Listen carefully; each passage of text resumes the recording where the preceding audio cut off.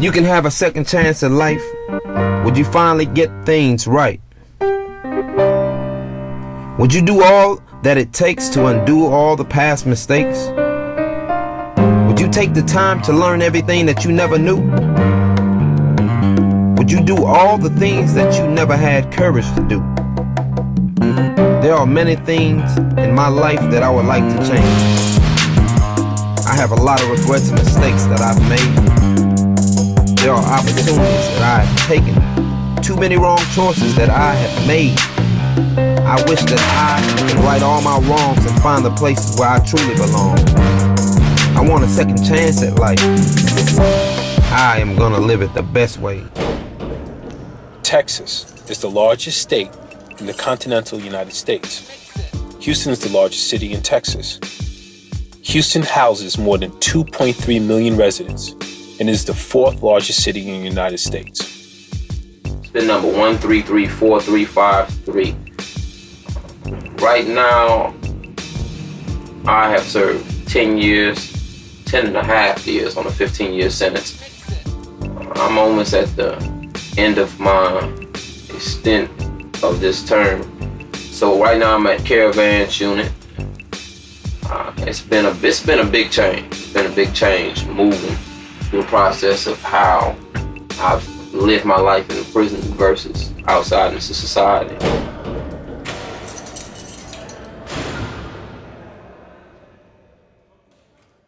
Coming up next on After the Bid. I put my life at risk every single day going to work. One of my customers was shot and killed in my restaurant. I was inmate number 1529341.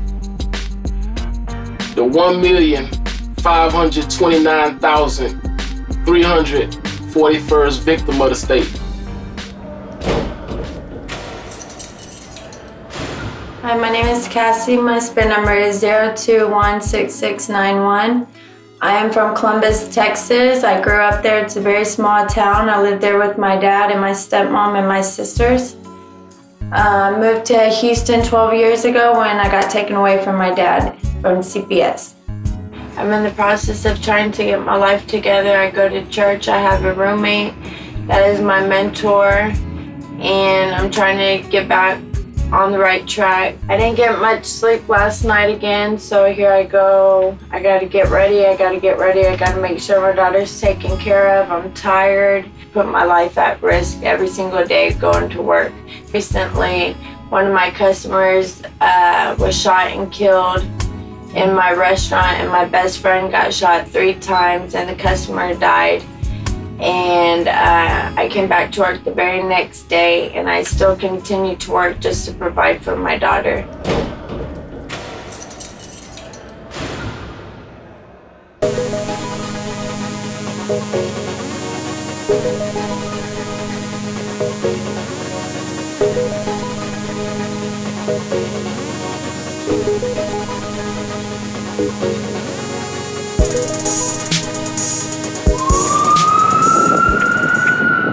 My name is Paul Robinson. 28 years of age. One's older sister, 2 brothers, single mother, household that I grew up in. Right now, I've been out 3 months. I'm blessed to get a job. I have a nice place to stay and basically to earn my own money for a chance. Those 3 months ago, I was inmate number 1,529,341. The 1,529,341st victim of the state.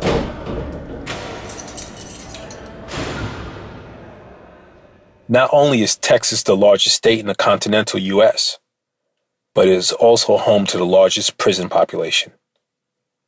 Texas has approximately 163,000 people incarcerated.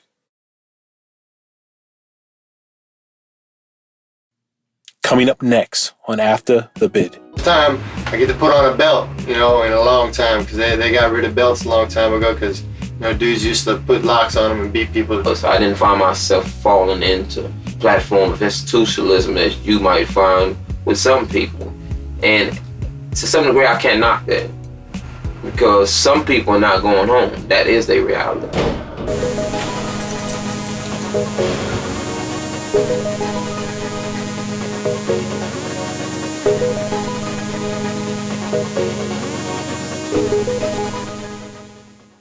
My name is Dennis Shin, TDC number 645152. I did 22 flat years in the Texas Department of Criminal Justice on a 99-year sentence. I've been out a year now, and since I've been out, I have gotten quite involved in different community functions in the church, and just trying to live this life again in this new world, so to speak.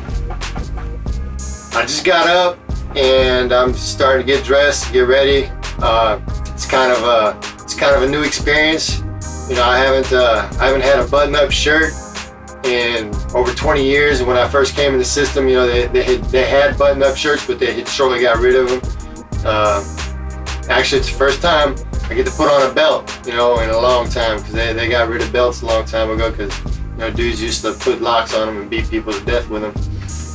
So it's kind of a new experience. It's kind of nice, you know, to be able to pick and choose what clothes I want to wear today, instead of being told, you know, hey, you're wearing white again today. You know, I got this event to go to, and, you know, I want to wear long sleeves because, you know, sometimes when I'm reaching up, you know, you can see my tats. I was careful, you know, while I was in prison, that I didn't go down below my elbows, because, you know, I didn't know where I was going to be or what kind of job position I was going to be seeking, and I didn't want a bunch of tattoos on my forearms, on my face, you know. I mean, I tattooed down there. I did a lot of tats on people's faces, and I tried to discourage them from it, because, man, you never know where you're going to be 10, 20 years from now, you know, and I didn't want that obstacle before me. You know what I'm saying? I didn't want people to judge me by my tattoos. You know, so they're pretty much well hidden, but, you know, I think I'm gonna pick a long sleeve shirt today.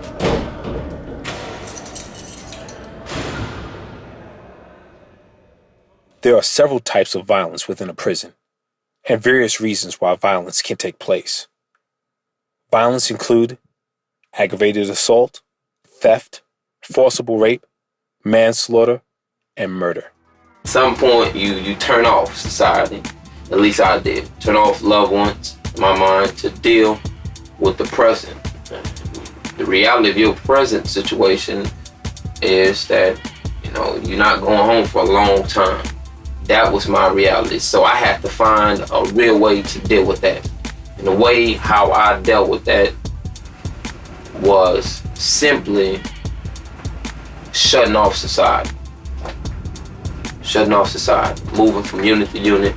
And at some point I had to open that part of my reality back up to make that transition, and that's when it became, you know, real, in a sense, stressful. I actually kept my mind fresh to society by staying involved in curriculums, academics, you know, and just being a part of every reality that you get from the free world, as they would say.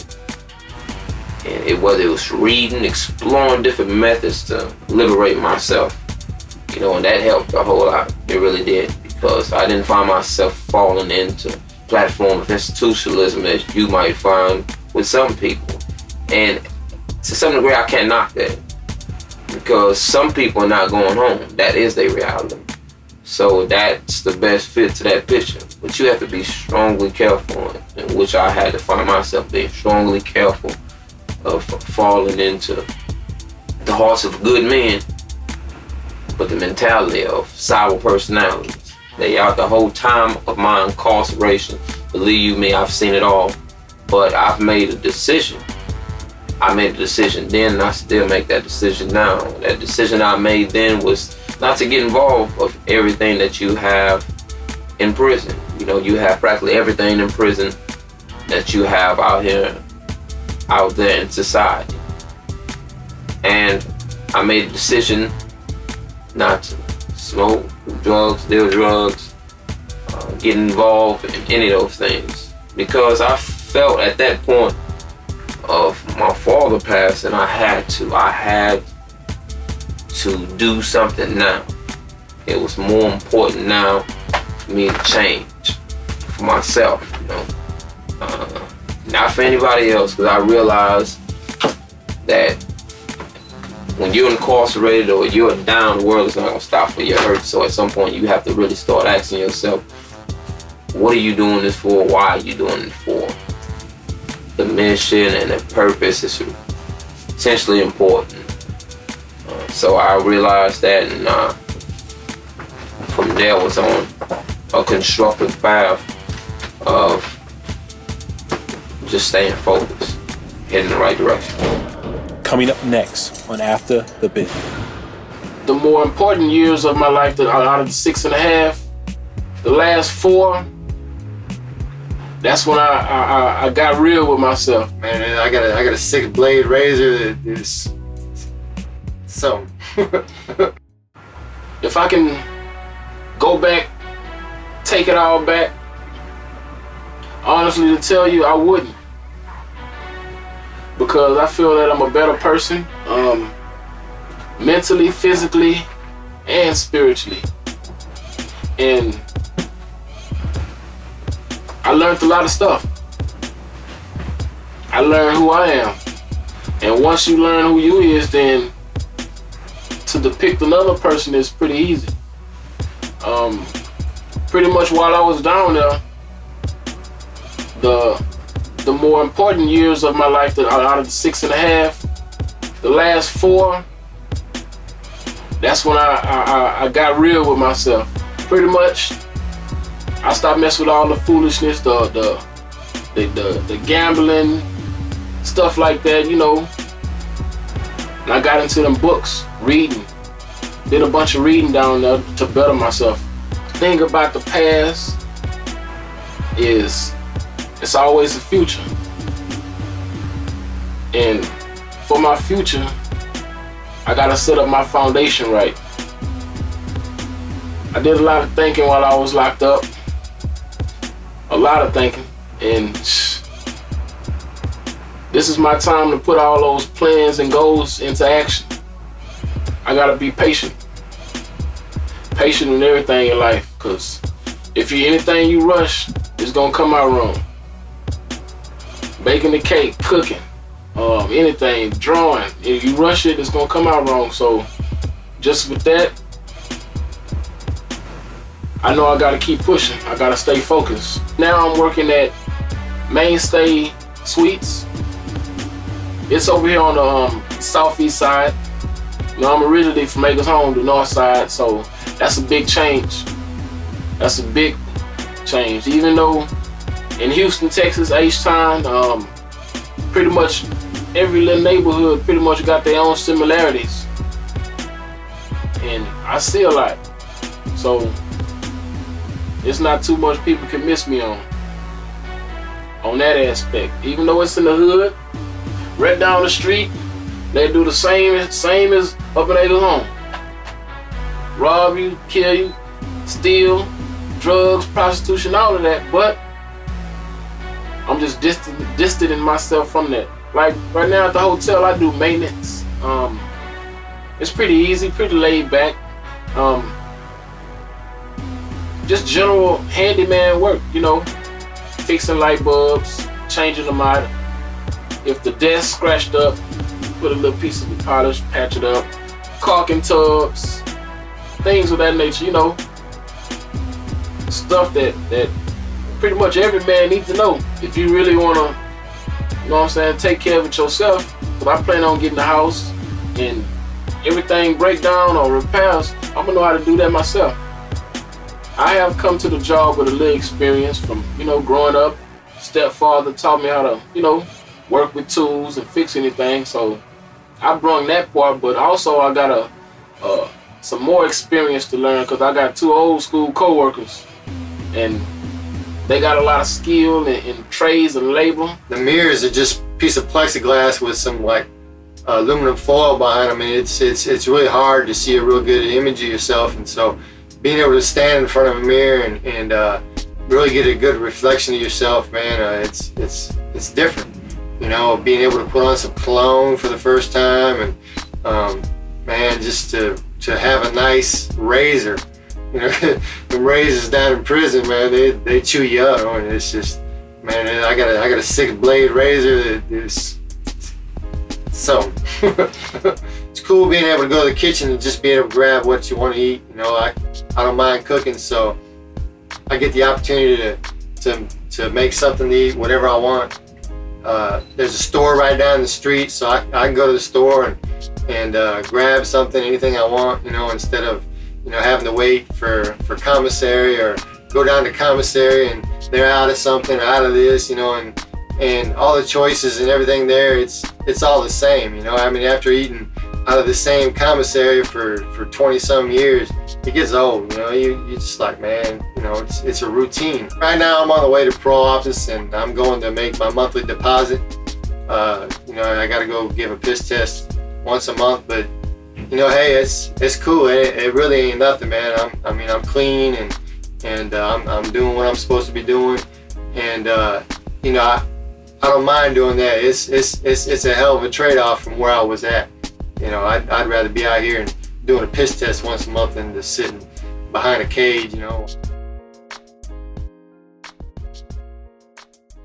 Coming up next on After the Bid. I go backwards. I try to lift myself up. Do anything to sacrifice what I can for my daughter.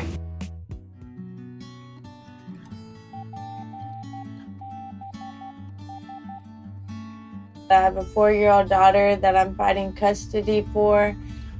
She'd rather be with her dad all the time, and it breaks my heart. And I struggle with that every day because I want her to be happy. I work graveyard shifts. I'm a manager. I'm trying to look for a better job to provide for my daughter.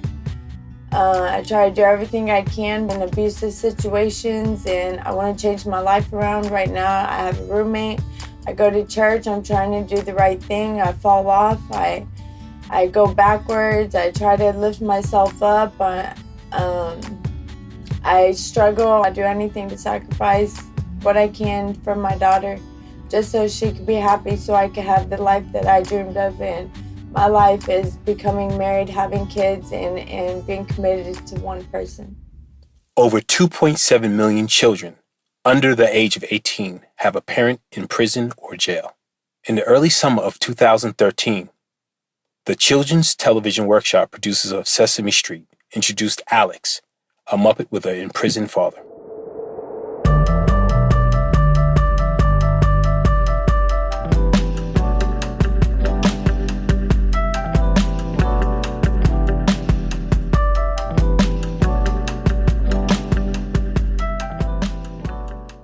On the next episode of After the Bid.